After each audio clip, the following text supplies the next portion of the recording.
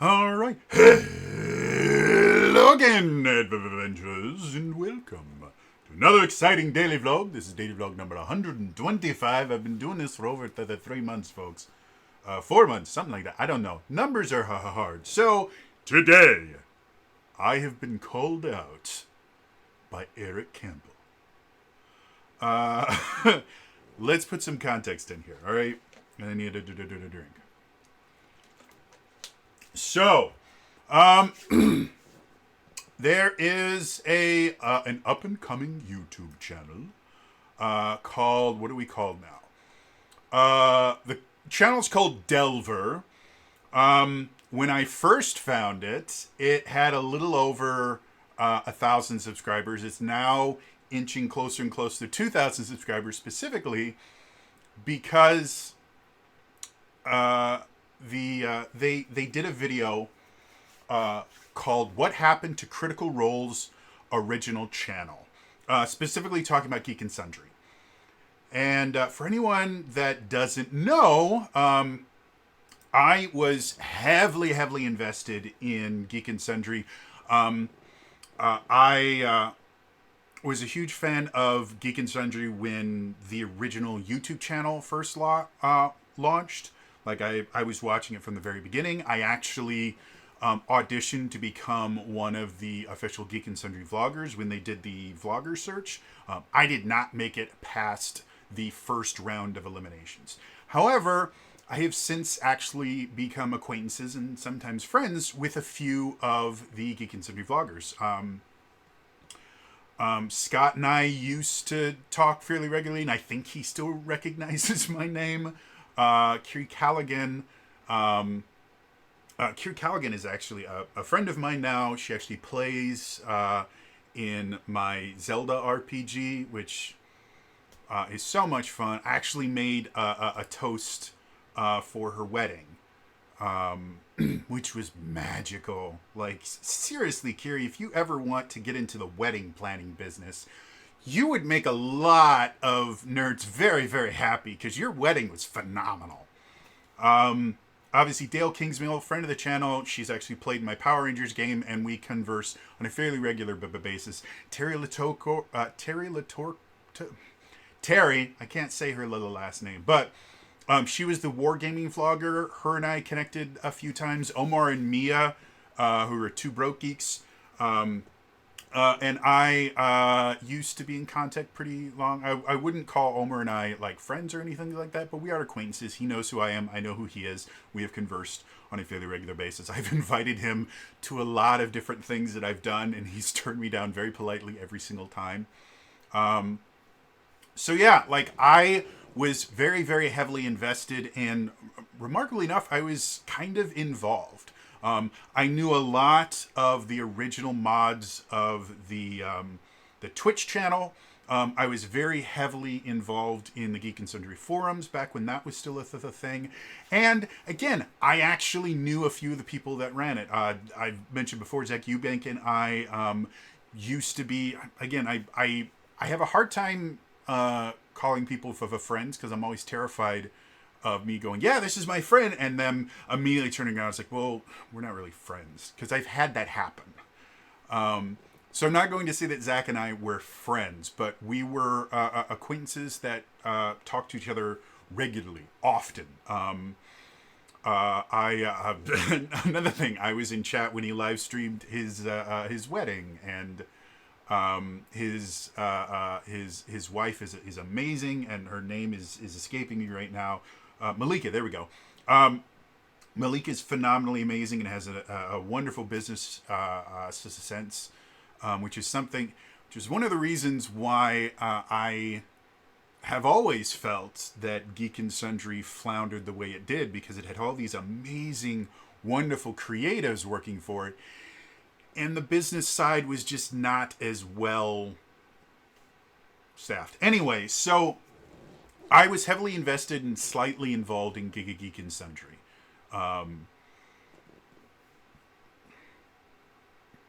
This YouTuber, Delver, created this video talking about Geek and Sundry, and They got, I know exactly where they got all their information because I've read the same articles that they've read, and they missed a lot of the stuff that was happening behind the scenes, and a lot of the stuff that was just, it was either propaganda from LDN or just people that didn't know what they were talking about spouting off stuff as fact. Ironic, but due to the fact what we're going to talk about in just a second here. And so I made a post on there. I said, hey, by the way, if you'd like to know what really happened, I was heavily invested and involved with the Geek and Sunny Twitch channel and the Geek and Sunny YouTube channel for a long time. I knew quite a few people on the inside, and I can tell you that you got a few things wrong. If you'd ever like to have a conversation, I would love to talk about all the stuff that's happening behind the scenes. And I got a fair amount of likes. You know, I think I got like a dozen or so likes, which for me is a big thing. I'm such a tiny channel. And then yesterday, while I was unconscious because my sleep schedule is messed up, I got a reply on that. And I'm actually going to read the reply because it is a brilliant reply from Eric Campbell, which, if I'm mispronouncing your last name, I sincerely apologize. It has been so long since I've seen any of the stuff that you've done for quite a few different reasons that I literally cannot remember how to pronounce your last name. So it's Campbell. So maybe it's just Campbell. Yeah, it's probably just Campbell, and I'm putting an emphasis on the P that doesn't need to be there. But anyway, so Eric Campbell replied, respectfully, many of your videos on the subject are inaccurate. That's all he said to me. Which is, in my personal opinion, that is a really nice thing to say. Because if anyone doesn't know who Eric Campbell is, Eric Campbell was the, and I'm going to read directly from, because he made another post, I'm going to read the entire post to give you guys context. But Eric Campbell was the director of development at Geek and Sundry. So a lot of people don't realize, like, running a business, you have a lot of job titles that sound like pure nonsense. And director of development is one of those titles because they had a creative director. If I remember correctly, that was Marisha's official title. They had the director of development, and then I want to see, because I think he actually talked about the other person.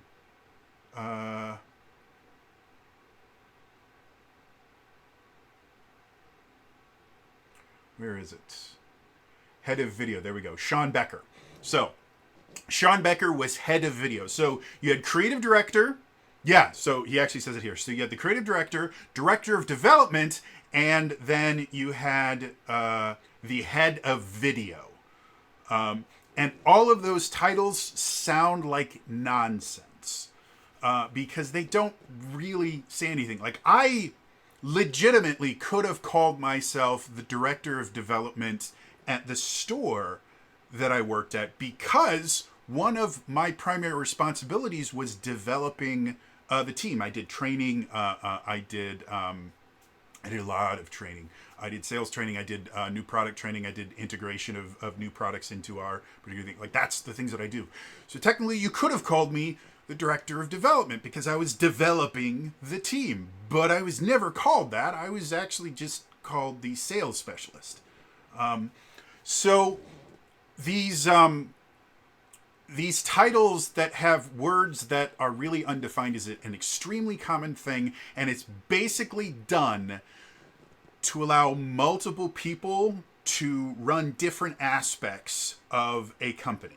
It's just like, if there's a job that one person can't really do, like, again, running a company is remarkably complicated. And if you don't want to have, the executive assistant of the regional manager of blah, blah, blah, blah, blah, blah, blah, blah, you start creating these weird kind of job titles that are somewhat related to what they do. I would assume Eric, Mr. Campbell, was involved in the development of a lot of different things. And so the director of development does actually fit his title really well. But something that doesn't make as much sense, if you have a director of development, a creative director, and then the person that's in charge is the head of video. which is a weird and again, it's a way because everybody needs to have their own title for like pay and other things like that, and so it's a completely normal thing. So this is me not, dunking on Mr. Campbell for having some kind of frivolous job or something like that. No, I 100% believe that he was heavily involved in trying to right the sinking ship that was Geek and Sundry when he came into his position. So that being said, you guys have heard me talk about the Alpha situation a few times. If you go back years ago, I made a lot of videos talking about Alpha and Geek and Sundry and how and it's still my belief that Alpha was going to end Geek and Sundry, which it did. There's really no arguing there. Alpha was the beginning of the end. And I 100% believe that if Mr. Campbell and I were ever to have a conversation, he would vehemently disagree with me on that point. Which is perfectly fine. Again, he has information that I do not. But according to Mr. Campbell, a lot of my information is inaccurate. He hasn't pointed out which parts were inaccurate, and my response, I guess I'll read my response to him too, because it puts a little context in. So this is my response. In his YouTube handle, I think it's handled just about everywhere, 16-bit Eric. I don't know where he got it from, but it's a fantastic name. I love it. So my response to him was, well, obviously, you would know a lot of things I don't. Also, thank you for being so polite in your response to me. After being blocked on Twitter, I thought that I had done something personally to upset you.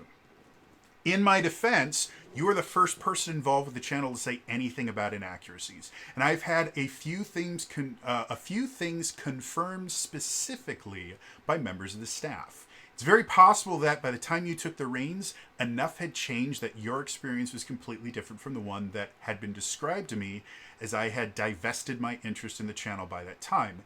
If you ever want to sit down and tell me all I got wrong, I'd be happy to listen, on or off the record. I sincerely hate misinformation, and if I am wrong, would be more than happy to retract anything that is blatantly false. So that was my response to Mr. Campbell.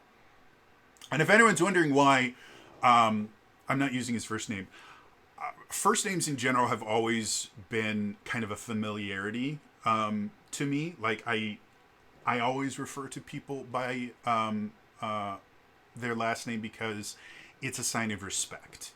I do not know Mr. Campbell personally. I have never actually had a conversation with the gentleman. So I feel that it would be rude of me to refer to him by his first name because he's never really given me the indication that he would be okay with that. And again, I tend to reserve first name basis for people that I'm at least, partially acquainted with. I don't know Mr. Campbell. I've never talked to him. I've never met him. And so I will continue to refer to him as Mr. Campbell simply because I view it as a way to show respect. So if anyone was getting kind of weirded out by that, it's just a way that I show that I respect the guy. So anyway, so he effectively called me out, said I was wrong. And as I said in my reply, I know there are certain things that I have said, some of which I have outright blatantly said, and some of which I've just kind of hinted at, that are undeniably true because I got them directly from the horse's mouth. I will not reveal which members of staff I've had conversations with, but I knew quite a few different people that knew the inner workings of stuff that was going on there. And the thing that actually stopped me kind of harping on Alpha was Taliesin Jaffe, one of the members of Critical Role. He also was involved in Dread, which I'm going to talk about Dread in just a second here. But he was also one of the cast members of Dread, and for a little while towards the end of the Twitch channel, Taliesin Jaffe had actually taken over a decent amount of the Twitch channel. Like, I don't know if he had an actual title, but he was running a couple different shows on there. Like their Friday night show, he was heavily involved in. And so he was very invested in the Geek and Study Twitch channel and Alpha, especially since Marisha Ray was heavily involved in Alpha, and again was the, what was it again, creative director. And so the entire Critical Role cast was really kind of pushing heavily for all the hate against Alpha to subside and for people to give it a chance. And Taliesin made this video that I think might still be on his channel. I don't know if it's still there or not. But he made this video going, hey guys, just give Alpha a chance. Without Alpha, the Twitch channel wouldn't exist. Alpha is the only way that we can monetize. And that was basically the pitch that we had been given since the beginning, was the Twitch channel in and of itself was not financially viable, and therefore they had to do Alpha. And when he made that video, I wrote this massive wall of text on that video going, you know what, Taliesin, I understand that this is what you have been told. It's a lie. It's a blatant lie. Even with the very limited amount of knowledge that I have, I can tell you that the Twitch channel is incredibly profitable. Now, none of you are seeing any of that money because the money is going directly to LDN, Legendary Digital Networks, which is the kind of overarching company that encompassed Geek and Sundry and Nerdist and Amy Poehler's, I think it's called Smart Girls or something like that. There are 3 different channels that Legendary just bought and put all under LDN. So the money for, my understanding, again, the money for the Twitch channel I assumed was going directly to LDN, and it wasn't going to anyone that was actually running the Twitch channel, because that would be monumentally stupid. Like, that's just not how businesses work. And so I wrote this entire, like, novel worth of a post where I actually broke everything down, because at that particular point I was actually running a store, and because of how that store is particularly run, they didn't, like, 99.999% of stores automate their billing process. Like, you will automatically pay your electric bill, you will automatically pay your rent if you have any licenses that you need. All of that stuff will be taken care of with, like, direct deposits and stuff like that. Like, it's really simple.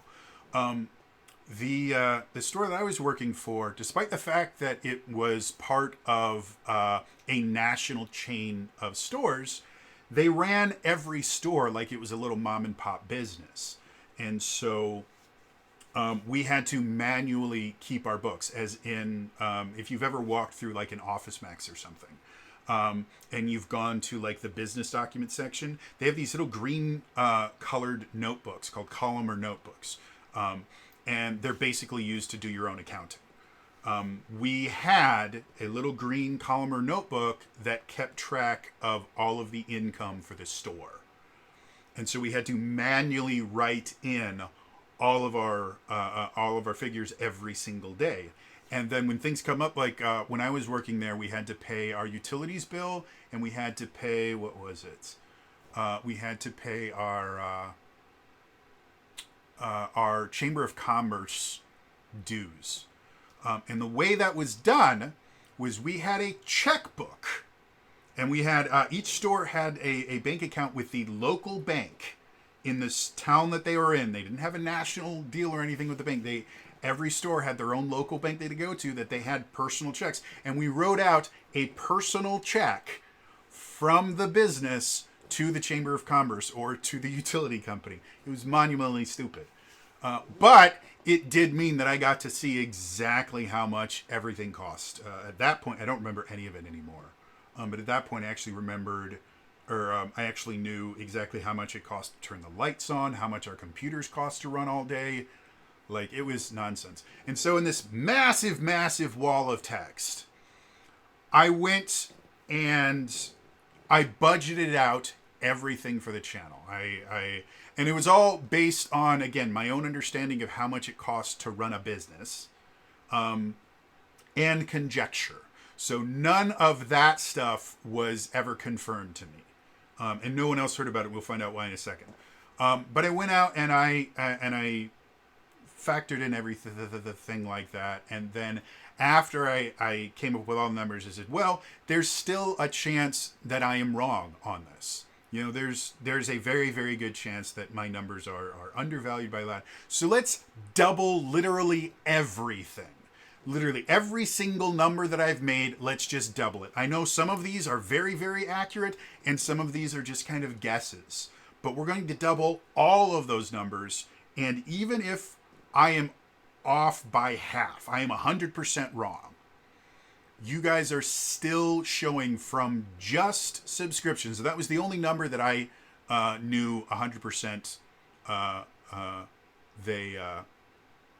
what they were making. Actually knew the exact number at that point that they were making from subscriptions.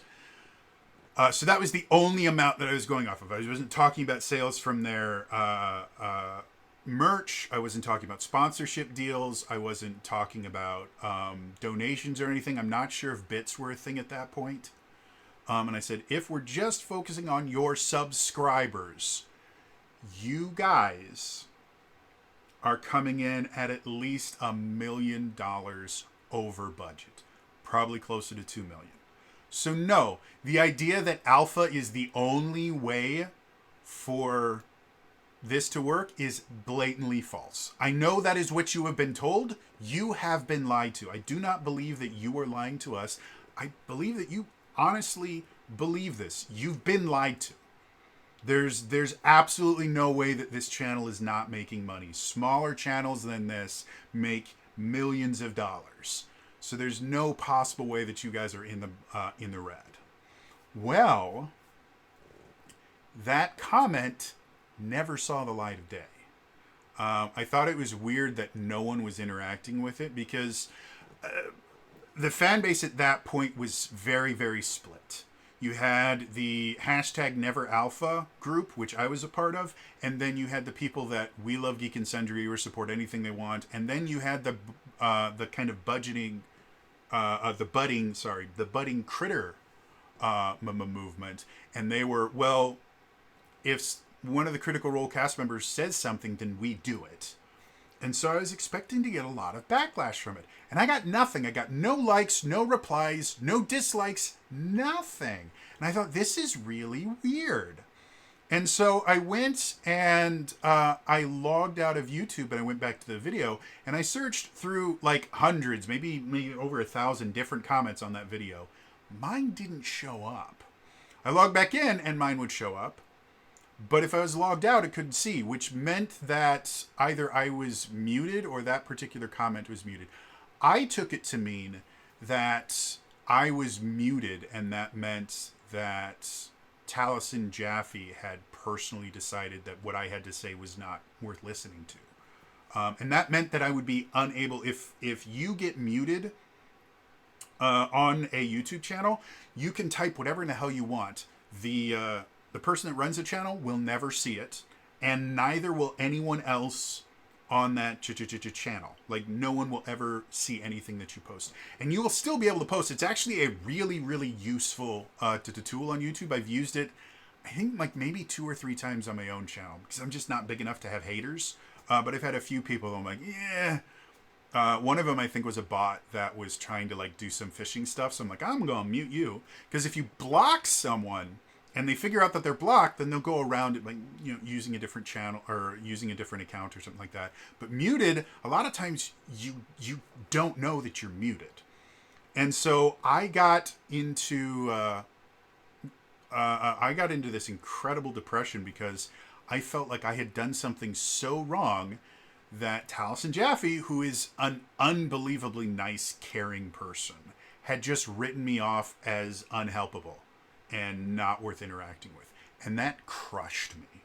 And so I went to, what was it? I think I went to the Critical Role Facebook page back when Facebook was still a big deal. I went there and I said, hey, I just wanted to say I am really, really sorry. I did not realize that I had done something so wrong. And I kind of explained, I said, Taliesin has apparently blocked or muted me on his channel. I am unbelievably sorry about anything that I've done. Everything that I have done thus far, because I was really, really vocal against Alpha. And I said, everything I have done thus far has been because I wanted Geek and Sundry to thrive. I am heavily invested in this company, and I'm watching the company make decisions that are going to end it. And that was always my motivation behind all of this stuff, was to hopefully get to someone that would listen and change the direction of the channel so that it wouldn't die. I finished up by saying, I'm really, really sorry. I swear to you, I will never say anything else about it again. And I am very, very sorry for what I've done. And I got contacted by Rachel Romero. Anyone that doesn't know, Rachel Romero is the head of, I think, marketing at Critical Role. She used to work for Geek and Sundry, if I remember correctly. And then when Critical Role split, she went with them. She is brilliant. She is absolutely phenomenal at what she does. And she reached out to me personally and said flat out, she's like, hey, I don't know who told you that the Critical Role cast doesn't like you, but it's not true. I've talked to them. They have no problem with you. They want to, I'm going off of memory, so I don't know. Well, see, I might still have it in my messages. Let's go back to, where's my messages there? I want to see if I actually still have it there somewhere. Because she did it through, as long as I'm here and I'm bearing my soul.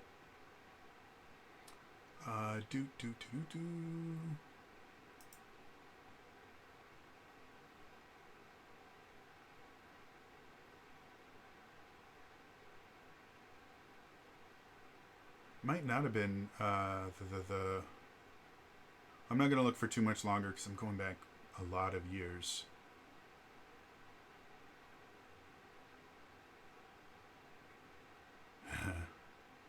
I'm just seeing people that I haven't talked to in literally years.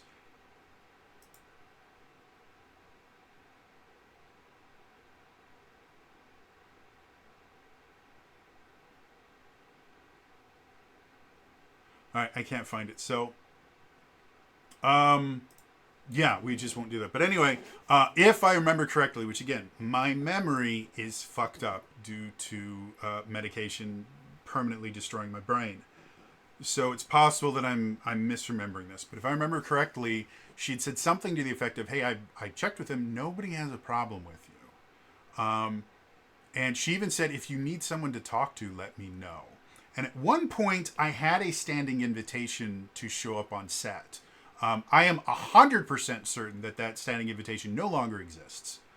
So I have no... I have no like delusions of grandeur that somehow the Critical Role cast loves me or anything. No, nothing like that. But anyway, so after that point, I shut up about it completely, and I was right. Now, according to, I'm actually going to go ahead and read what he wrote, because again, Mr. Campbell has a lot of information that I don't. So it's very, very possible that I am wrong. However, nothing he says here shows an ounce of proof. It's just his words. So until I get a chance to actually speak with a gentleman, take this with a grain of salt. Again, this was a person that was heavily invested in Alpha doing very, very well. And despite the fact that Alpha doesn't exist anymore, and so a lot of people would say, well, he's no longer invested now, so now I could talk about how much of a shit show. It doesn't quite work like that. When you get that heavily invested in something, even if it fails, especially if you are put into a situation that, again, this is conjecture on my part. I have nothing to back this up. There is a very good chance I'm 100% wrong on this. But this is an experience that I personally have had in business, when you become heavily invested in something that is just a really, really bad idea, you will not be told everything that's going on with the company, and you will only be told the things that make you feel more connected to it. So my personal opinion, because I know Mr. Campbell was not in the position that he was when the Geek and Sundry Twitch channel first launched. I know that for a fact. I don't know when he transitioned into that position. I know that after Zach left, his brother Lucas took over, whose nickname was Cookie. And then after Lucas left, that's when the big shakeup happened. We had like Marisha becoming creative director, and according to what Mr. Campbell has said here, he was in place before Marisha was made creative director. So I don't know what part of the timeline that he showed up. But my assumption, and again, this is an assumption, this is a conjecture, this has no backing other than my own experience in business. So take this with a grain of salt. My conjecture was when he was brought into the fold, first of all, and this is something that happens every single time somebody goes from employee to management, is you find out that all the stuff you thought as an employee was 100% wrong. It was just blatantly false. They were lying to the employees, and you find out a lot of times it's a lot worse than you thought. So that happened first. Gets into a position where he's starting to be able to see some of the stuff behind the scenes. I sincerely doubt he was ever given a full picture of the Chicha channel, because businesses just generally don't do that. Again, I could be wrong, but my guess is he probably never saw a full P&L report for the Chicha channel, or if he did, he didn't see absolutely everything involved in it, because that's really, really common in business in general, especially when, as much as there was a director of development, there was a head of video, and there was a creative director, the channel was still being run, I can't remember the dude's name, but the channel was still being run by someone at LDN. Like, all of these people had their own stuff, but the actual channel and the people that had control over what was going on was actually a dude up here at LDN. I'm not saying that they didn't have control over doing a lot of amazing things. They did a lot of amazing things. I'm not saying that they didn't. But there was someone above them that got information that they didn't. And again, the reason I'm relatively certain that's how it worked, again, pure conjecture, is because that's how it works in every other business. Again, I have a degree in business. I have worked for multiple businesses in various levels of management, and I helped work for a business that raised $360 some odd million. It was a charity that was going to start in North Milwaukee. And the only reason that I am not currently working for that charity is the city planner of Milwaukee would not allow us to buy the building that we already had enough money for. We already had gotten permission from the person that owned it to buy it. The city manager would not allow that person to sell it to us. That is the only reason. We even had construction teams already set up. They were going to work 3 shifts. They were going to have 3 different shifts working, so the work would be going on 24 hours. We would have been up and running in 6 months. And again, we had over $360 million. So this is not some punk kid that used to, run a GameStop or something. I have a fairly significant amount of business experience, especially for someone as young as I am, and especially for someone who was only in the business world for about a decade. In that decade, I learned an immense amount simply from being very, very good at my job and getting involved with some very, very skilled and talented people. So, let's read what Mr. Campbell said, because again, it gives a lot of information I think is really, really valuable. So, his reply: "Hi, I'm Eric Campbell.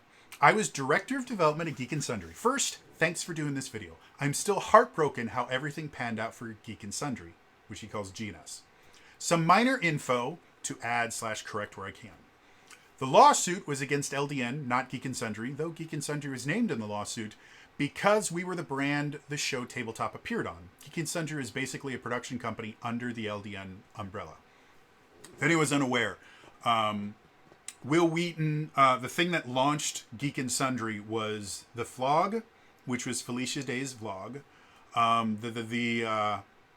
I think it was the 6th season of The Gill, which was Felicia Day's web series that she made. That's brilliant. If you get a chance to watch it, it's available like everywhere on the internet.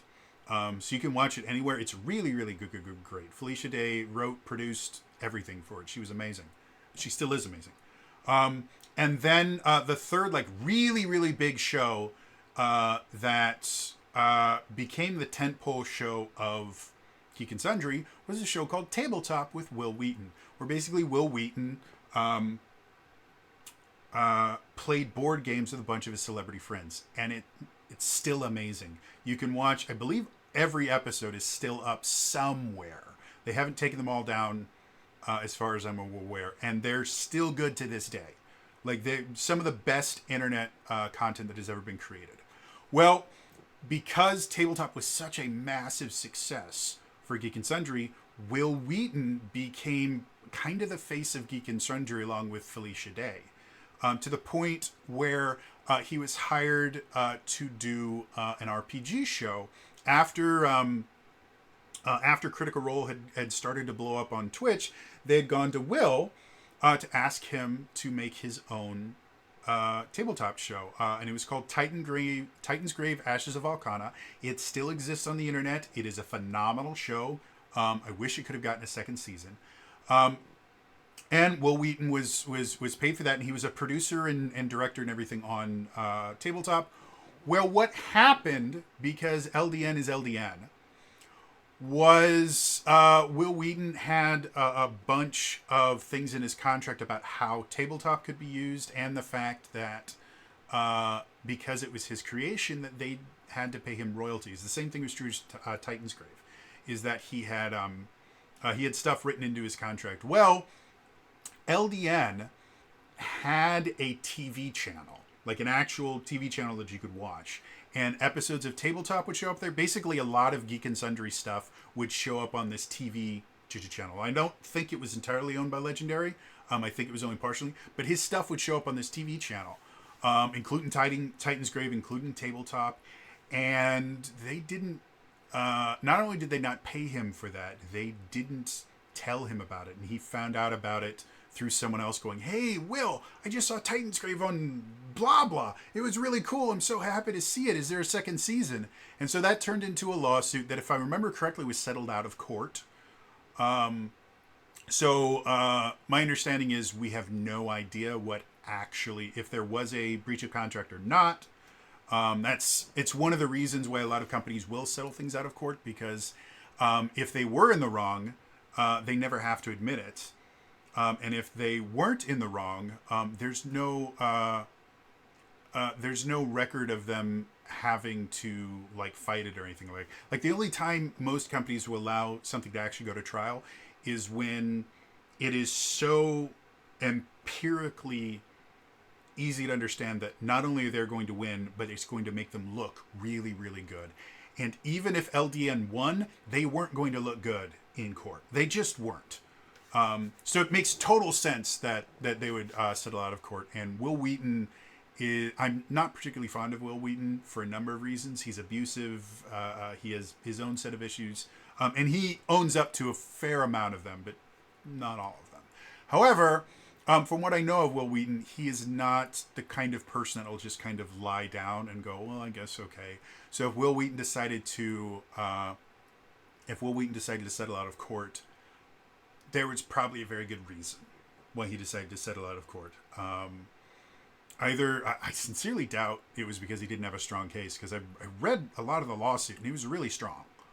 I'm going to assume that it was done because he got everything that he was asking for without having to spend a shit ton of money going to court, because going to court is unbelievably expensive. So that is my assumption. Again, all of this is assumption. I don't know what really happened. So that's what that first thing is about, is the lawsuit. Will Wheaton was never mad at Geek and Sundry. He's mad at Legendary. Geek and Sundry just happened to be something that Legendary owned that they used. So that's what that was about. Second point. Alpha was widely disliked at its launch, 100%. But it did stabilize and proved itself to the core audience after the launch of Dread. We'll talk about Dread in a little bit, and I'm going to come back to this comment because it is 100% corpo speak. And I find it interesting that that's the way that Mr. Campbell decided to phrase it. Because to me, that kind of shows why he still might be, quote-unquote, drinking the Kool-Aid for Alpha. Let's continue first. Marisha became creative director and officially joined Sean and I in producing the content for Geek and Sundry. Much of why the channel pulled out of its stumble was the three of us being given the freedom to finally take some creative risks. And again, that was thanks to us putting together Dread. In truth, a large part of Geek and Sundry's success at its peak can be directly attributed to Sean Becker, who is the head of video and kind of the big boss dude. This is where I get the kind of hierarchy. Who had been a director of the guild multiple seasons and is a close friend of Felicia's. While Sean, Marisha, and I were the trio who helmed the ship in those early days, Sean was the captain. Next one. The loss of Critical Role on Geek and Sundry is what the community attributes to the fall of Geek and Sundry, but it wasn't. And sadly, I can't say more than that. Again, going back to the other thing about Alpha, I 100% believe that Mr. Campbell believes that this is true. And there probably was a lot more going on. However, all the things that were going on that he sadly can't say more than that caused Critical Role to leave. And Critical Role was the thing that was making the most money. I mean, you can see it on subscriber counts. You can see it on everything. Critical Role was holding up Alpha. If Critical Role hadn't existed, Alpha never would have done anything. So while, yes, there were other mitigating factors, some of which were probably really, really upsetting. Based on what he's saying here, and again, my own experience with NDAs and things like that, I 100% believe that there was some, I don't want to say shady because that implies like illegal, and I sincerely doubt it was illegal, or even kind of unethical, but just some nasty stuff being done to them in the name of business. And I guess I personally would probably go as far as I think, again, conjecture, I think there was probably some unethical stuff that was going on behind the scenes. Now, fun fact, unethical does not equal illegal. There are a lot of unethical things you can do in business that are 100% legal. So this is not me trying to say someone needs to sue. No, unethical just means exactly that. It's unethical. It wasn't right what they did. And I think, depending on what the NDA that Mr. Campbell was forced to sign said, he would probably agree that there were some unethical things. I know for a fact there were some unethical things that happened because, again, I have some insider information. But I can't tell you exactly what they were because it might reveal some of my insiders. So I don't do that. So anyway, let's keep going. The next point. We were laid off quietly and gradually. There was no grand announcement, and at the time, enforcement was still in place on a Trump-era law about NDAs and severance pay. So one by one, we all just kind of vanished under the explosive hype of Critical Role's ascent. I do find it interesting that they specifically name a Trump-era law because when this was all happening, Trump hadn't been in office long enough. If I remember correctly, I might be mixing up dates here. But I guess Critical Role started in 2015. And they left by, I want to say probably 2017. Was that when they left? And at that point, Trump had only been in an office for a few months, because while he was elected in 2016, he doesn't get into office until January of 2017. It's possible that this was 2018, but it's still, it's a weird flex that they specifically blamed it on Trump, because Obama and specifically NDA laws and stuff like that would be state stuff, not federal stuff. So I find it interesting that they specifically had to pin that on Trump, but whatever. So anyway, finishing off that one, I'm going to read it over again because I can't remember if I read the whole thing. We were laid off quietly and gradually. There's no grand announcement, and at the time, enforcement was still in place on a Trump-era law about NDAs and severance pay. So one by one, we all just kind of vanished under the explosive hype of Critical Role's ascent.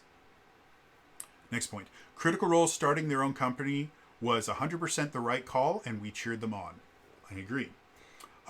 Next point. It's worth pointing out that Felicia Day and Zach Eubank are the reason Critical Role exists, as they were the two who put Critical Role on Geek and Sundry as a test run to fill content on Geek and Sundry's brand new Twitch channel. The rest is history.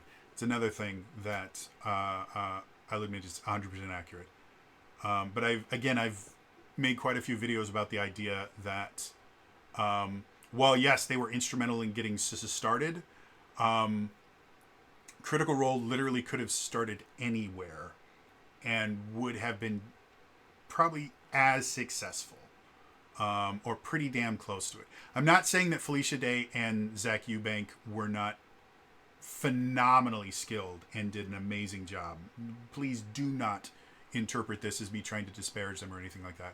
But Critical Role was as just an incredibly good idea. And the real reason that it went as far as it did is that the Critical Role cast, including Matt Mercer, worked their asses off, not only to create a really, really good show, but also to foster an amazing community. The Critmas stuff, all that stuff, which I would assume Zach had a hand in that. It couldn't have happened on the channel without his okay. So I'm not saying again it was completely wrong, but Critical Role was just lightning in a bottle. It was brilliantly done, and yes, they 100% owe their start to Felicia Day and Zach Eubank. But I'm not of the opinion that had they tried this anywhere else that it wouldn't have worked. I think that belittles a little bit of the massive amount of work that the entire Critical Role cast has put into it, that I just simply don't think Felicia and Zach did. Again, Zach was running the entire Twitch channel, and he did it in an environment that was actively hostile. I don't know if any of you guys were actually there in the beginning, but chat used to have to buy them equipment because they were so underfunded for the channel. And Zach literally created lighting rigs out of nothing. He created so many kind of jury-rigged nonsense stuff to create the show. It was bonkers how many amazing things that he did. So I'm not trying to discredit all the amazing stuff that Zach did, but to kind of support my point, after Zach left, Critical Role kept getting bigger. After Felicia Day left, Critical Role kept getting bigger. After Critical Role left Geek and Sundry, it kept getting bigger. And neither Zach nor Felicia have been involved in years. So it does kind of support the idea that, yes, they did have the idea, they did get it started, but Critical Role would not be Critical Role without Matt Mercer and Marisha Ray and Taliesin Jaffe and Liam O'Brien and Travis Willingham and Laura Bailey and Ashley Johnson. Especially when you see what they've been doing with their actual company, they are incredibly skilled at what they do. They're not perfect, but they're real good. So anyway, I always like to point that out because I made a video about it. There was a little tussle where Will Wheaton went, God, I wish Critical Role would acknowledge how much that they owe to Felicia Day. First of all, they do all the time. Second of all, they don't owe as much as people claim. Again, Felicia had a great idea, reached out, made the connections. That's absolutely fantastic. However, the real reason Critical Role is as popular as it is today is because of Critical Role. They make a phenomenally good show, and they have done so many things right. And they've done so many things right at this point that it can't be by accident.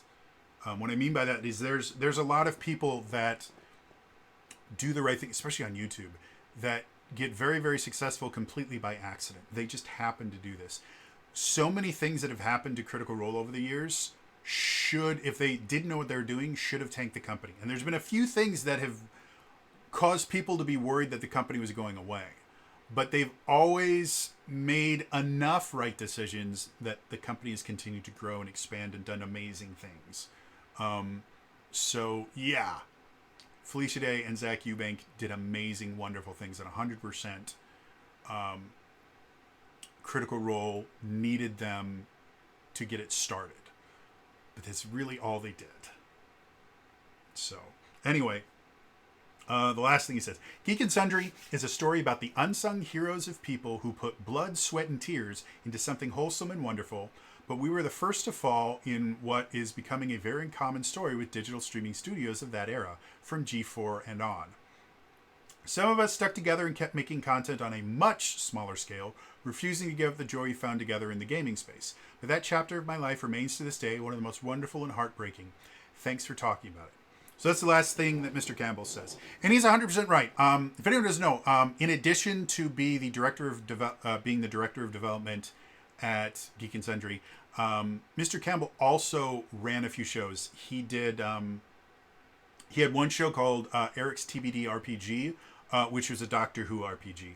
I don't know what system they used for it. I know they didn't use... There is a Doctor Who RPG that exists right now. I know they didn't use X. I don't think it existed then. But I don't know what system they used. But Amy Dallin, another one of the Geek and Sundry vloggers that at one point I was kind of almost acquainted with. Mostly through the fact that her and Kiri used to be really good friends. I have no idea if they still are or not. They just don't interact a whole lot. Mostly because Kiri's doing her own thing and Amy's doing her own thing. Amy was working for, D&D Beyond until relatively recently, which was amazing. I was super proud of her. I don't know what she's doing now, but...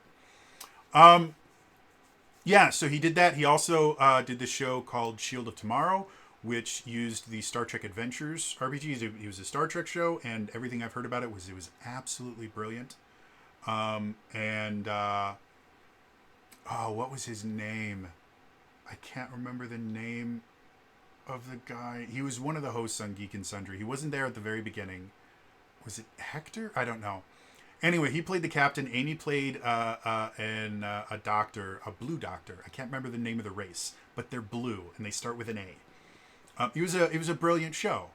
When I believe at one point it was Alpha exclusive and then slowly wasn't. Or at least parts of it were Alpha exclusive. And then Mr. Campbell, now he has his own Twitch channel. I believe it's 16-Bit Eric.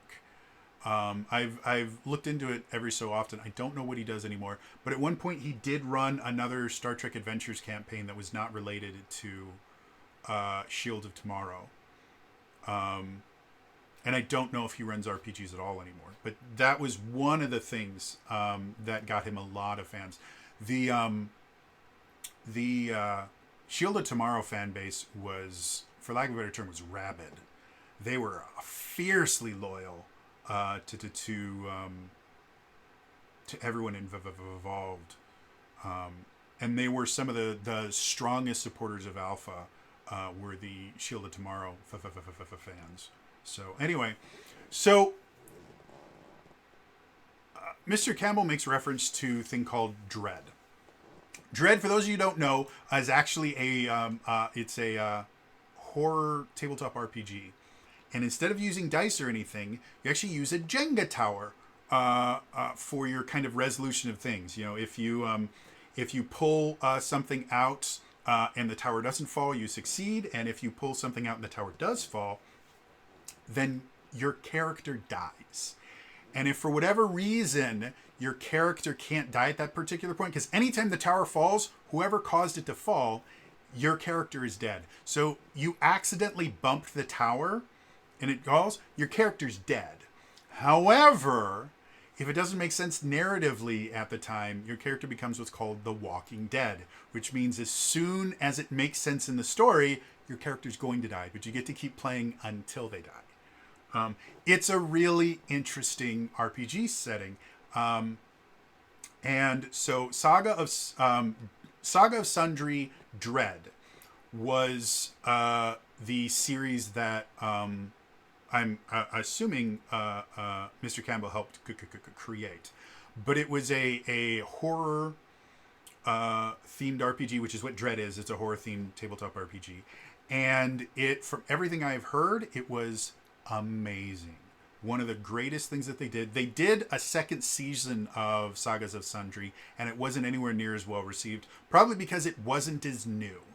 But Sagas of Sundry Dread still exists. Like, you can watch it on, you can still watch it on the Geek and Sundry YouTube channel. And the only issue I have with it is one of the players is a woman by the name of Satine Phoenix. And if you are not up on your tabletop RPG community gossip, Miss Phoenix has become a persona non grata for various things that she did to various members of the community. So it's the only thing that I know. The reason I never watched it, there's two reasons I never watched it. One, anxiety disorder means horror in general is a no-go. If I have a panic attack due to like a jump scare or something like that, I can have a seizure. And that's not fun. Also, if my heartbeat just raises too high, I'll just have a panic attack from that. So if I get too vested in it, bad things happen. The second reason I never watched Dread, I think it might have been the second season. Erika Ishii was on it, and every character had a secret, and her secret was, I can't remember his first or second season. I think it was second. Her secret was she had been locked in an insane asylum or something similar to that. And if anyone doesn't know, I was actually locked in a psych ward. I nearly died there. If I had stayed there, I might have died, because not because of anything other than a really, really bad psychiatrist there. That was, I hope he's not practicing anymore. But he put me on SSRIs. He put me on fluoxetine. And I told him when he wanted to put me on it, because I was in there. I was locked in there because I was. What's the word we're supposed to use? I was thinking about unaliving myself. So they locked me up in there for my own safety. And when I was seeing a psychiatrist for the first time, he said, "Well, I want to put you on antidepressants." I said, "Well, I've been on antidepressants and bad things happen every single time I have them. They have never helped me whatsoever. All I get is the nasty bad side effects." And at that point, I was still applying for disability. And I'd mentioned to him, and he said point blank, "Well, if you don't take them, then everyone's going to think that you're lying about having a disability. No one will ever believe you." If you've never heard a phrase like that, or that particular phrase, that no one will believe you, congratulations. You have not been manipulated in that particular way. That is an extremely common line used by abusers. For me personally, the person that abused me when I was a child used that particular phrase on me. It is a trigger for my PTSD. And it is a horrible, horrible thing to say to someone. That is what the psychiatrist said to me. And when I get depressed, I become very compliant. And so he manipulated me into taking these medications, and they nearly killed me. I developed serotonin syndrome, and had it not been for the fact that I was no longer in the hospital at that point, and I still have a brilliant doctor who recognized the signs of serotonin syndrome and immediately got me off the medication, I would be dead right now. I should be dead right now. I was supposed to increase my my dosage before seeing my doctor, and that would have killed me. So, anyway, so yeah, Erika Ishii's character having a secret about having been locked up in a psych ward, it would have triggered a lot of bad stuff for me. So I just never had a chance to watch it. But everything I've heard is it was absolutely brilliant. It changed the opinion on Alpha a lot because people saw that there was some amazing stuff that was going on Alpha. My response was always, why can't it be on the Twitch channel? And the response that we always got back was that, it was too expensive to do this and that, which none of that is true. The first episode of Dread was done for International Tabletop Day, and it wasn't done on Alpha. Nothing that they did on Alpha required Alpha. The big difference was LDN was willing to give bigger budgets to anything that was done on Alpha, and so they could create more interesting things on Alpha than they could on the Twitch channel. But it wasn't because Alpha required it. It was because the people that actually held the money would only greenlit things for Alpha. And again, this is conjecture. Some of that has been confirmed, but I won't say which parts. But treat all of that as conjecture. So yeah, the idea, and the way that I kind of support that without any insider information is Critical Role has done significantly more impressive things. Since then, none of it has required anything being put behind a paywall at all. And that's kind of the biggest argument I always have for people that try to defend Alpha. Is like, Alpha was really good. No, it wasn't. It was a money grab. It was a decision made by someone that did not understand the space. I did like the fact that Mr. Campbell kind of related Geek and Sundry failing to the failure of G4. Because while they were two extremely different situations, G4 was a TV channel that they tried to bring back as a YouTube channel, but still tried to run it like a TV channel. And the reason why was that the people that were running it didn't understand how the internet worked. And they thought that, well, we can just put this TV channel on the internet and then it works the exact same way. And it doesn't, and it never has. Geek and Sundry started as an internet channel, and then when it was taken over by LDN and by Legendary, they tried to turn it into a TV channel. And that doesn't work. It never has, it never will. I still think Geek and Sundry could have been amazing and could still exist to this day if it hadn't been for LDN. Which the funny part about that is because of how Geek and Sundry was founded, that it was basically built on that YouTube $1 million or $100 million initiative, where they were given all of this upfront money for the first 2 years that they existed. Geek and Sundry couldn't have existed without Legendary. Legendary purchased them and was able to make it so they can continue producing content. So I do see the irony in the idea that Legendary is the reason that Geek and Sundry doesn't exist anymore, despite the fact that Legendary was the reason that Geek and Sundry did exist. And again, I don't think Geek and Sundry, like if Geek and Sundry had been delayed, Geek and Sundry is before its time, to be blunt. And if Geek and Sundry had been delayed 5 years, I don't think that it would have thrived very well in this current environment because things are very, very different.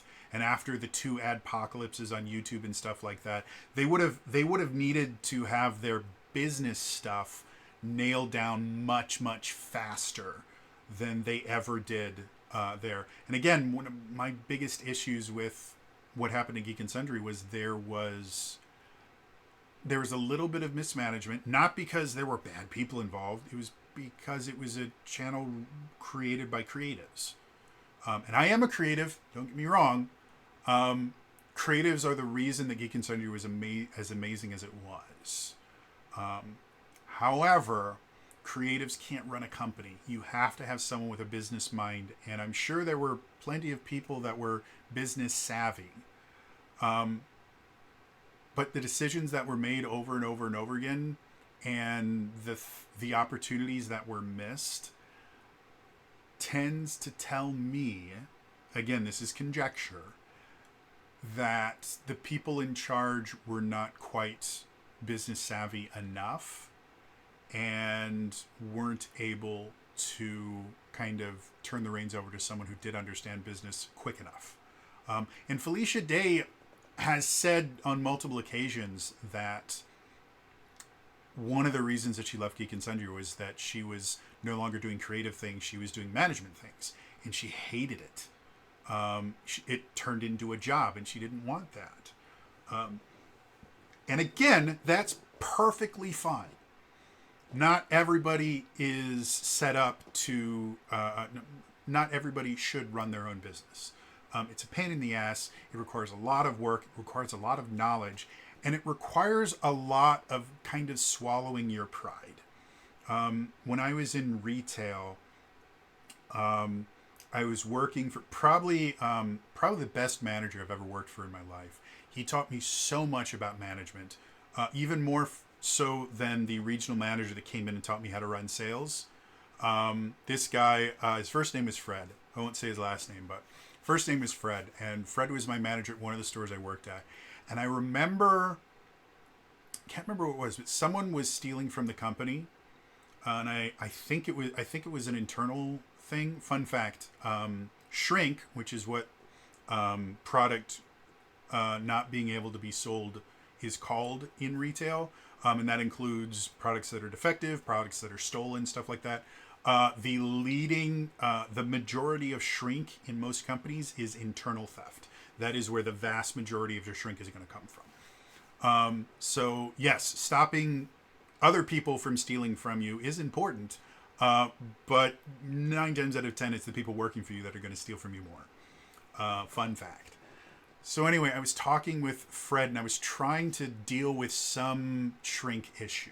Because I was a sales manager and shrink affected my profit margins, which were things that I could get promoted for or written up for if my margins were at the right thing. And I was trying to get my own store at this point. And so having super high shrink at this store was pissing me off. And so I was starting to implement all these different things. And eventually he had to sit me down. He said, Jody, you can't do this. I said, why not? These people are stealing from me. He's going, the cost of doing business. I said, what? He's like, it's the cost of doing business. You need to understand that people are going to take advantage of you in business. They just are. There's nothing you can do to stop them. And if you focus entirely, oh, that's what it was. There was a customer that was taking advantage of some deals that we had that wasn't illegal, but was just barely so. And it was definitely against our policy. And the way that he was able to continue doing it is he would make sure that I wasn't there when he would come in. And he would basically browbeat the staff until they let him do things that he really shouldn't have been doing. And it was costing us a decent amount of money. And it was killing my numbers. And so, yeah, Fred sat me down. He said, cost of doing business. I go, what? He said, cost of doing business. People are going to take advantage of you. And if you focus on every single person that takes advantage of you, you are never going to make it in this business. There's this thing called cost of doing business. Certain bad things are going to happen, and you just have to write them off as, well, it's the cost of doing business. People are going to cheat. They're going to cheat you. They're going to manipulate you. They're going to steal from you. And sometimes it's worth it to stop them. If it is a large enough issue, definitely you need to stop things. If you let everyone take advantage of you, then you're not going to last well. But there are going to be small people that are just going to get under your skin, and they're going to personally target you. And you're just going to have to let them do it. It's the cost of doing business. There are some things in business that just aren't fun. And a good manager and a good owner is able to weed out what should be just cost of doing business and the things that need to be taken care of. And what you're focusing on right now is a cost of doing business. There are a lot of better places that you can focus your time right now. And it changed my freaking life. And it made me a significantly better manager. It helped me to get out of my own head of this idea when things would go wrong and it wasn't my fault, I would take it personally. And after having that conversation, I realized that I took way too many things personally. Which again, extremely, extremely common for people that are new to leadership and management positions. And I know a lot of people that just hold these grudges forever because something happened that cost them a promotion, cost them their job, cost them their career. And they'll be like, oh, I can't believe it. And it was unfortunately a cost of doing business. And if they hadn't fixated over it so much, they'd probably in a much better place. That's part of where I think Mr. Campbell is right now.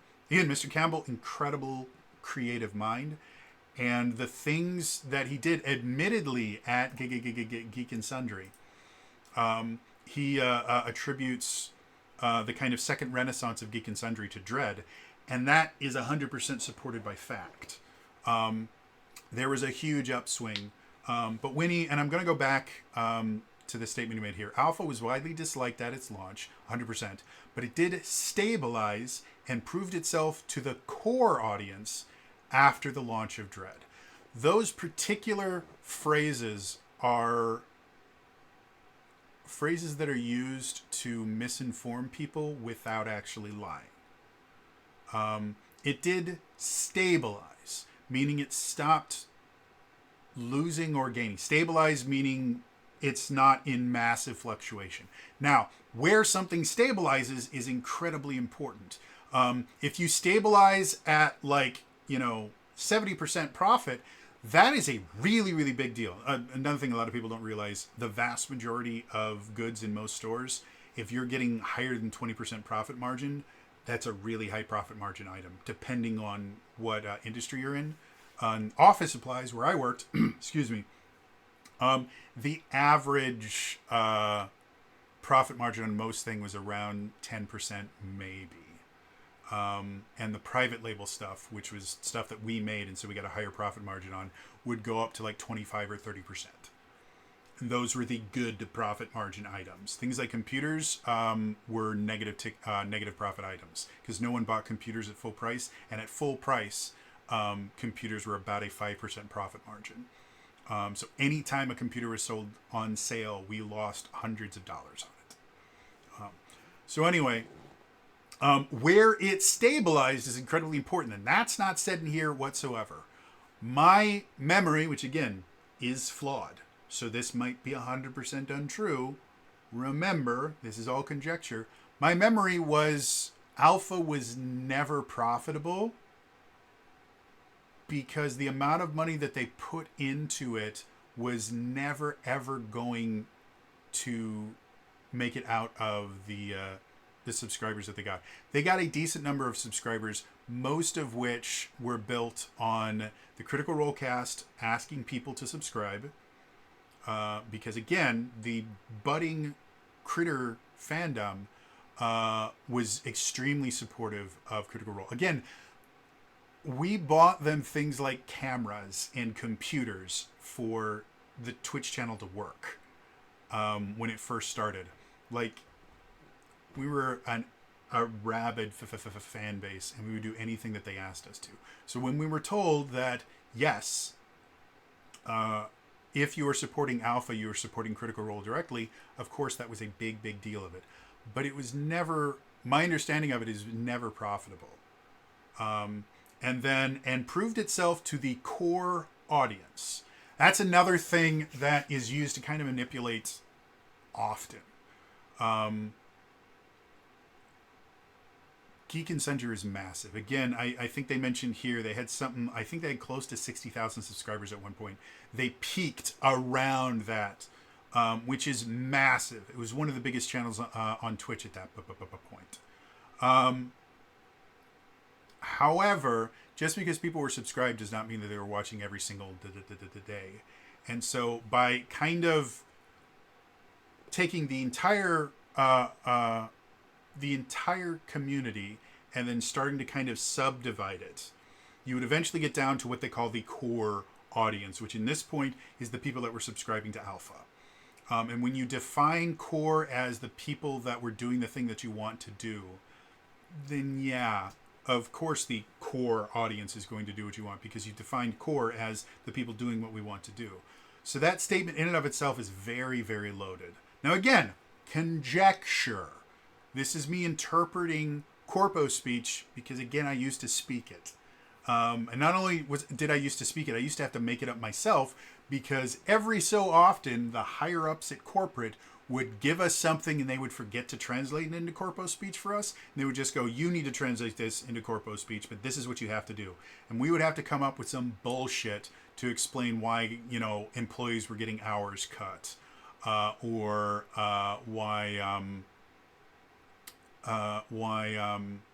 what do they call? We used to call them spiffs, but they were basically monetary incentives to sell certain things, why those numbers were going down and things like that, or, why they were being asked to work on Thanksgiving and stuff like that, which was, that was a very, very dark day in retail, let me tell you. I worked Black Friday every year I was in retail. I never worked on a Thanksgiving day, ever. I refused to. And I think I quit one of my jobs specifically shortly before that so I wouldn't have to work on Thanksgiving. That's how vehement I was that I wouldn't do it. I also used to work Christmas Eve as well. But I never worked Christmas Day. Yeah.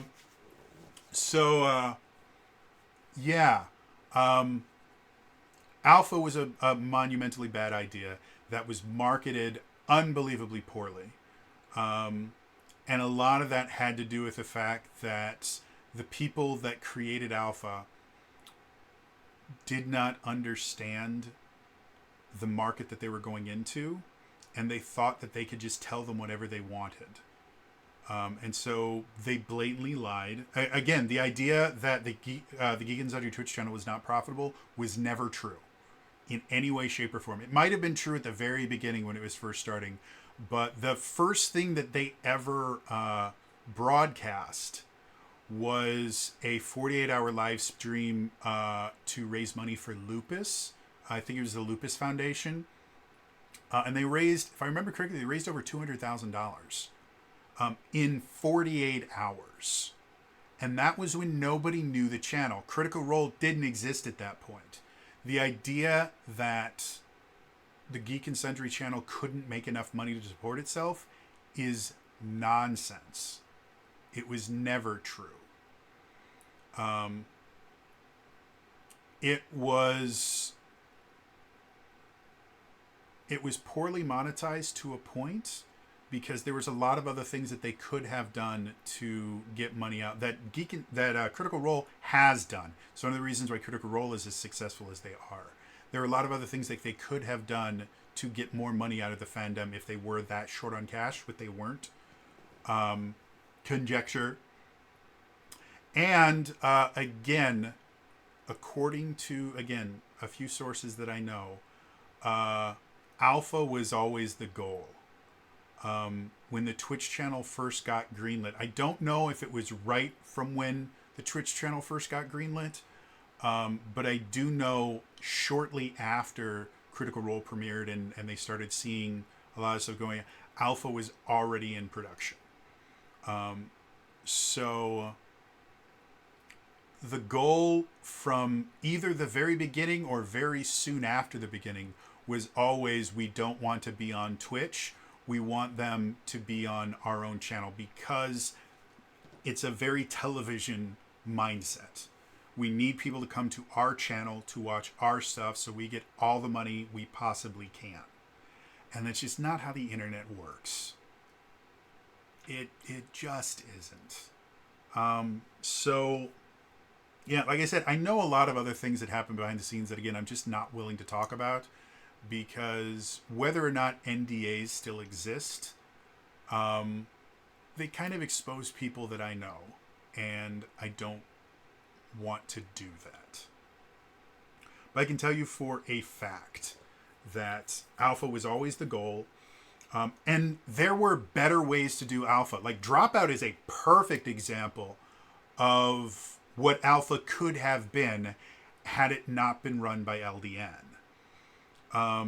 If they hadn't just blatantly lied and said, "Yeah, we can't support this through the we can't support this through Twitch." That was a blatant lie. If they had done other things like, "Hey, Twitch has been fun, but like this is 100% a true statement. Twitch is awesome, but Twitch is controlled by Amazon. And they can randomly decide to change how things work." The same thing is true about YouTube. YouTube is awesome, but it's run by YouTube. And YouTube will randomly change what they like and what they don't like. They will enforce rules seemingly at random. They will write really, really vague rules intentionally so that if they find that they just don't like someone, that they can get rid of them completely legally. It is not the greatest idea for you to invest all of your company in a service that is owned by another company. If they had started with, "Hey, we love being on Twitch. It's been amazing. It's been wonderful, but we want more control and we want more safety." If that is how they had pitched alpha, instead, "Well, Twitch doesn't make enough money, so we need more money." Alpha might have been more successful. If they hadn't done all of these alpha exclusive things to try and force people into alpha, and instead did things a little bit more similar to what Dropout does, where they do a lot on YouTube for free. And then if you want to, like, I believe the first episode of every Dimension 20 series is on YouTube, which is a really, really smart thing to do. And I think they tried doing that a few times in alpha. They'd try these like delayed, like that was one of the other reasons why Will Wheaton got fed up with Geek and Sundry, was season 4 of Tabletop was locked behind alpha. And there was some other stuff that happened behind the scenes on Tabletop that Will Wheaton's talked about a few times, including like there was a fallout between Boy and his last name starts with an R. There was a fallout because some rules got they got some rules wrong, and people got up in arms about it, and Boyan got thrown under the bus over it. And it was there was a lot of stuff that happened for season 4 of Tabletop. But one of the big things that turned a lot of people off of Alpha was that we were told season 4 of Tabletop was going to premiere that summer, and then it didn't. And Will Wheaton's like, "I have no idea why. As soon as I know something, I will tell you." And eventually we get told, "Yeah, the first 2 episodes are going to premiere, and then all the rest are going to be on Alpha for like 2 months. And then after that, you can watch them on YouTube." And the season before, season 3 of Tabletop, had been crowdfunded, and they'd raised over $1 million for it. And then season 4, they decided not to crowdfund it, which kind of was weird to a lot of people. And then it got locked behind a paywall, and everyone was like, "Why didn't you just crowdfund it? We would have paid for it." But again, it was someone at LDN had decided, no, what we do is we put the good stuff behind the paywall. So if they want to watch it, they're going to have to use this service, and we will force them to use this service. And that's what they did constantly. They forced Critical Role to have an exclusive alpha only part of their after show called Talks Machina, where it's called Talks Machina After Dark. And it was really just like an additional 15 minutes where only alpha subscribers could watch it, and only alpha subscribers could ask questions there. And that was cool. But it was so shoehorned in, and there were so many better ways to do it. I still think it wasn't the right idea, and it wasn't, with how everything went, I don't think Alpha could have been successful. I think it could have been done in a way that it wouldn't have destroyed Geek and Sundry. And as much as Mr. Campbell may disagree with me about the idea that Alpha wasn't the cause of Geek and Sundry's downfall, it was. You can argue that there were a lot of other things going on behind the scenes, which I 100% believe, because again, that's how business works. There's always a ton of stuff going on behind the scenes that the public will never know about, and the vast majority of employees will never know about. A really poorly run business shares all the information with everybody. Part of running a business is learning how to compartmentalize certain aspects, because there are always really, really bad things that are happening at companies that, if they were made public, would sink the company. I know because I was forced to not really cover up, but deal with a few of them. I remember specifically we had a dude show up to work one day, and he was one of the higher ranking managers and been with the company for forever. He showed up to work completely shit-faced drunk. Like, not even like buzzed or no, he was stumbling over himself, slobbering, just completely shit-faced drunk. And I wasn't there the day it happened, but I was part of the management staff. And so I got to find out everything that happened. And there was... we basically told the employees at work that day, you're never allowed to talk about this. And all the other stuff that happened behind the scenes that I won't talk about. It was nonsense. And yeah, I mean, that was just working retail. Like, it's just how businesses work. So I 100% understand and believe that there were other things that caused the downfall of Geek and Sundry. My theory, conjecture, is it all had to do with this dude at LDN that I can't remember his name. But he made bad decision after bad decision after bad decision after bad decision. And one of his bad decisions was Alpha. And because he put all of his eggs in that particular basket, it sunk the rest of the channel. Now, the other things that were happening were basically symptoms of the same problem, which was this particular person and the people that were enabling that particular person.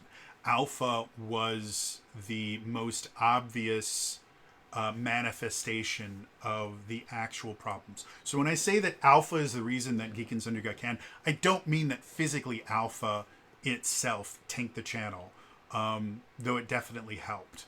I'm saying that Alpha was a perfect manifestation and physical representation of the problems that sunk Geek and Sundry. You had people that didn't understand the market, trying to treat it like a completely different market, and then taking things personally when they didn't work. Like, that's what happened. I will almost guarantee. Again, conjecture. Mr. Campbell, if you are watching this, first of all, you need to make better life decisions, because there are significantly better things you can be doing with your time than watching me ramble. However, if you are, I sincerely appreciate the view. And if you want to comment in the comments down below and rip me a new one or whatever like that, I welcome it. If you ever want to have an actual conversation, I have PTSD with agoraphobia. You and I will never meet face to face. But if you want to have like a Discord call or a Zoom call or something like that, I would be absolutely happy to talk with you about whatever you're willing to share. If you don't want me to say anything about what we talk about, I'm perfectly fine with that. If I am absolutely 100% wrong, and you have ways to show me that I was wrong, other than just saying you're wrong, I'm 100% happy to recant everything that I've said that is wrong. Because I do firmly believe in the idea that misinformation is always wrong, even if it's unintentional. And I never want to be someone that is consciously, unconsciously, subconsciously, whatever, sharing incorrect information. So if I'm 100% wrong here, please let me know in whatever way is easiest to you. But I will say I have existed in the business world long enough that I understand when I'm being fed a line, and I understand corpo speak. And I also, from my own experiences of dating a pathological liar, other things like that, I am extreme from studying psychological deception detection and things like that. I'm extremely good at knowing when I'm being lied to, or when I'm being manipulated. So if your goal is to just kind of use some strong words and stuff like that to try and convince me that I'm wrong, it's not going to work. I've put a shit ton of time and effort into learning about this stuff. But if I am 100% wrong, and you can give me something other than just trust me, I am 100% willing to listen. I'm 100% willing to create a 4-hour-long video where I talk about all the ways that I was wrong. Again, I don't want to be that person that's spreading lies and misinformation. Again, I've been doing this for a while. I'm younger than you are, obviously. And a lot of this would probably sound very arrogant of me, and there's really no way around that. I was running a multi-million-dollar store after working in it for 10 months. And it was the busiest store in the busiest district of that particular company, and it took me 6 months to turn it into absolutely dead last in the company, into one of the most profitable stores in the company. I understand business really, really well. I miss, as much as I vehemently despise retail, and I think it is the most horrible job that I've ever had, I miss working so much. And my disability, I hate it. I hate the fact that I can't do the things that I used to be really, really good at. But yeah, there are a lot of people that the statement that you made on there would completely discredit everything I said because you worked for them and I didn't. I know some of that stuff is spin. And it might be that you believe it too, that you're saying the things that you were told to be true, in the same way that I firmly believe that Taliesin Jaffe was not lying to anyone when he said, give Alpha a chance. It's the only way this company will exist. I don't believe he was lying. I believe he was lied to. And I believe you were lied to as well. Which sucks. And I know you definitely don't want to admit that to yourself. You don't want to admit it to anyone else, because it really, really hurts when you find out something that you put blood, sweat, and tears into was a lie, and you helped other people do unethical things. That really, really hurts. And I don't think that is a commentary, if I am right. Again, conjecture, if I am right. I don't consider it a commentary on you as a person or you as a business person that you were manipulated into believing things that were not true and doing things that were actively detrimental to the company that you worked for. I don't believe that makes you compliant in any of it, or that any of it is your fault. I've never held anything against you or Marisha or Sean Becker or anyone that was involved in Geek and Sundry. There's one person that I blame, that again, I can't remember the dude's name. Used to know it.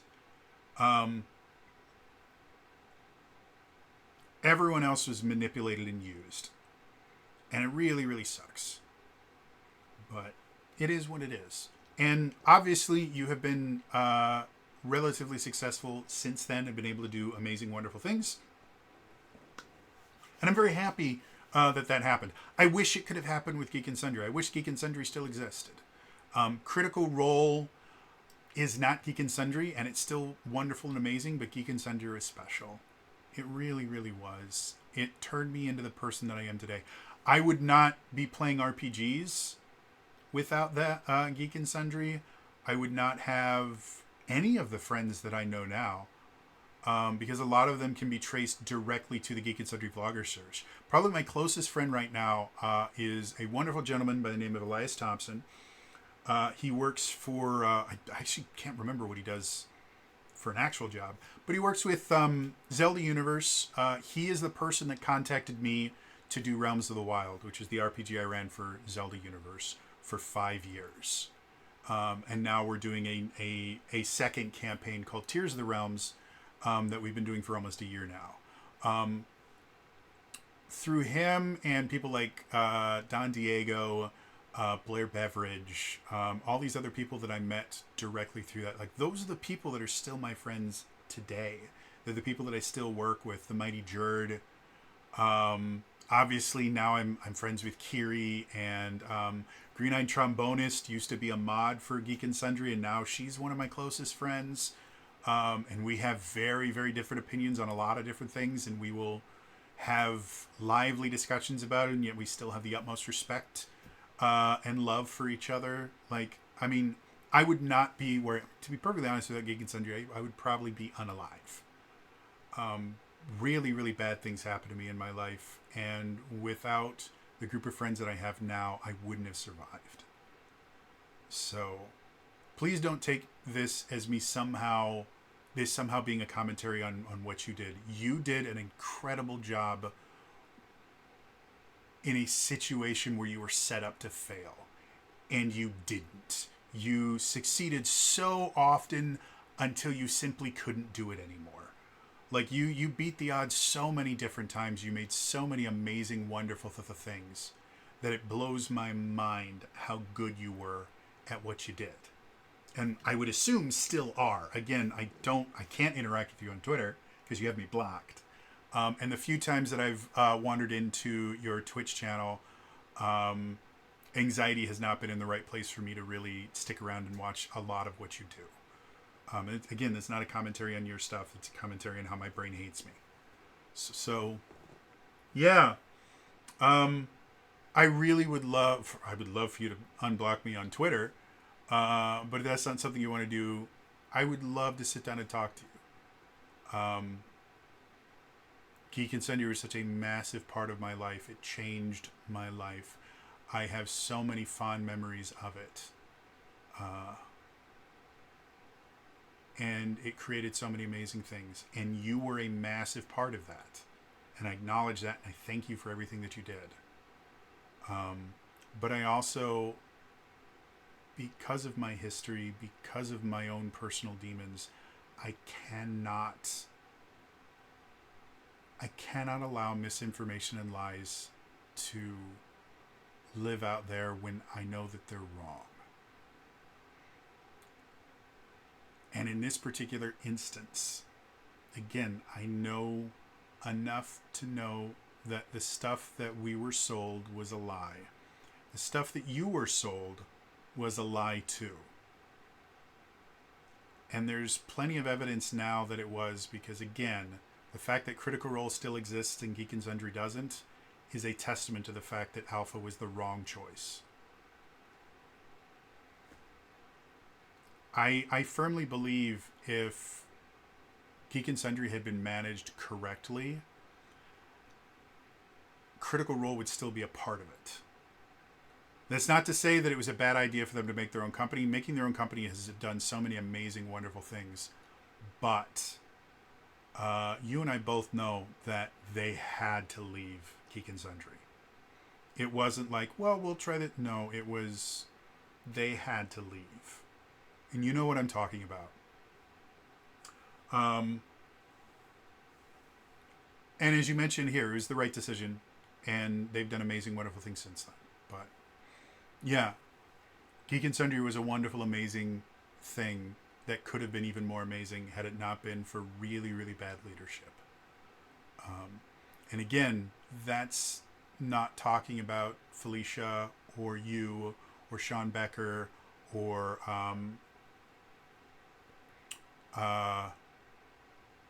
who's the other one? Oh, or Merceray or any of those people.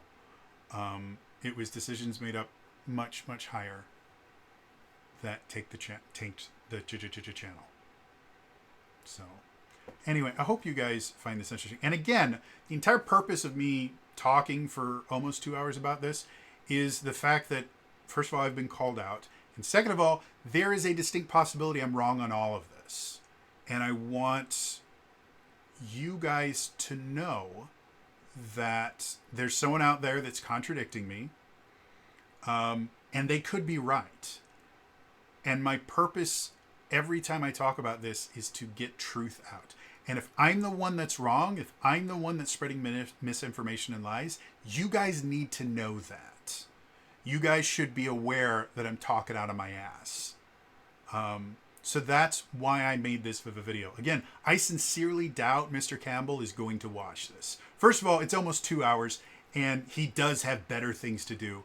I've never interacted with him, but from the comment that he made, I think that he took a lot of the things that I said personally, and so he probably doesn't like me, which again is perfectly fine. He's allowed to do that. I said some nasty stuff, so I don't blame him. I don't think he's a bad person or anything like that. So I sincerely doubt that I'm ever going to get answers to this from him. If for whatever reason I'm able to actually become friends with the Critical Role cast, one day I might sit Marisha down and say, hey, can we talk about what actually happened? Because I have some theories, and some people have said I'm wrong, and other people have said that I'm right. And I've always wondered what exactly happened behind the scenes. I'd love to find out what really happened, but I've kind of accepted the fact that I'm probably never going to know, and that's perfectly fine. But I do understand business, and whether or not I'm right about Geek and Sundry in every way, shape, or form, and whether or not I'm right about Alpha, I do know that the same thing has happened other places. I have been involved in at least one of them that I cannot talk about for personal reasons. I know things like this happen on a regular basis. So even if I'm completely wrong about Alpha, I think it's important for people to understand that the business world is not like the real world. Things happen behind the scenes, and a lot of times the reason you are given for things going wrong is not true. And it's a spin designed to make someone either look better or feel better. So, yeah. Hope you guys found this at least mildly interesting. This will probably be one of the last times I talk about this, because again, Geek and Sundry's been dead for a long time. And while I still have incredibly fond memories of it, I still go back and watch Tabletop on a regular basis. It's over, it's done with, and that's okay. It sucks, but it's never going to come back. And there are other things out there that can fill some of those holes. Again, Dropout has been doing amazing, wonderful things. Critical Role has been doing amazing, wonderful things. Hyper RPG for a while was doing amazing, wonderful things, and then stuff happened in the real world, and now they're very slowly kind of getting back and kind of refocusing Hyper RPG into something amazing. And it's always been something amazing. I think they may still have, because when they were building their set, I won a road sign, and so I think my road sign may still exist somewhere on their lot if they still live there. So yeah, like there's lots of different places you can go to get kind of similar stuff that what Geek and Sundry used to be, but nothing will ever replace Geek and Sundry. It was wonderful. It was amazing. It literally changed the world, quite literally. So yeah, I hope you guys enjoyed some of this. Mr. Campbell, again, if you do want to reach out to me, my DMs are always open on Twitter, and that's generally the easiest place to contact me. So if you decide that you want to keep me blocked afterwards, it's perfectly fine. If you just want to unblock me long enough to send the message or whatever, it's perfectly fine. If you want to comment down here, you're welcome to as well, and we can try and find a way to get in contact. I generally don't like to have super long discussions in comment sections because it generally tends to turn into an unproductive thing. But I would love to speak with you sometime. I would love to bury whatever there might be between us, because again, I have the utmost respect and admiration for everything that you've done and everything you've continued to do. And it was never my intention to get to the point where you felt it was in your best interest to block me. So if we could find a way around that, I'd be super happy to do that. And if we can't, it's perfectly fine as well. Again, there are so many different reasons why someone might not like me, that might just not want to have to deal with me. It's perfectly fine. And I would never hold it a gig against you. But anyway, it's all for me today. I will see you guys in the next time. All right? Bye-bye.